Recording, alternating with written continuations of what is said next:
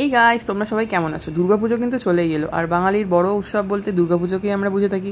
দুর্গাপুজোর শপিং মানে new market ছাড়া কমপ্লিট হবে এটা কিন্তু ভাবাই যায় না।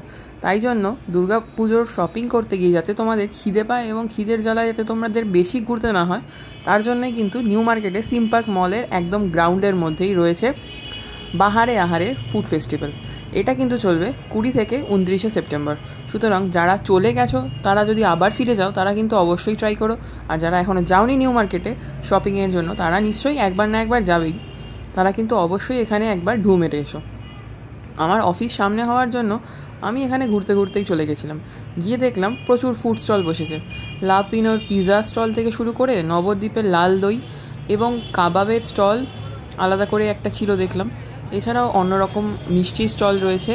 এছাড়াও অনেকগুলো কম্বোর স্টল দেখলাম, যেখানে তোমরা ইচ্ছা করলে লাঞ্চ করে ফেলতে পারো অথবা ডিনারও।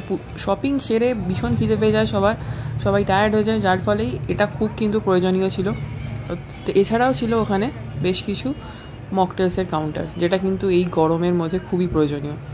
সুতরাং তোমাদেরকে আমি ইনফরমেশনটা আগে দিয়ে দিলাম। যারা যাবে অবশ্যই ভিজিট করো। দুপুর 3টে থেকে এখানে খাবার অ্যাভেলেবেল হয়ে যায়। রাত্রে কটা অবধি চলবে সেটা আমি জানি না, হয়তো কাস্টমারের ওপর ডিপেন্ড করে। আর নিউ মার্কেট মানে তো ক্রাউড থাকবেই। সুতরাং আর যারা যাওনি তারা কিন্তু দেরি করো না। 29 তারিখ অবধি এখানে থাকছে এই বাহারে আরের ফুড ফেস্টিভ্যাল। যারা এখনও যাওনি তাড়াতাড়ি চটপট চলে যাও, আর ফিরে এসে আমাকে থ্যাংক ইউ জানাতে ভুলো না।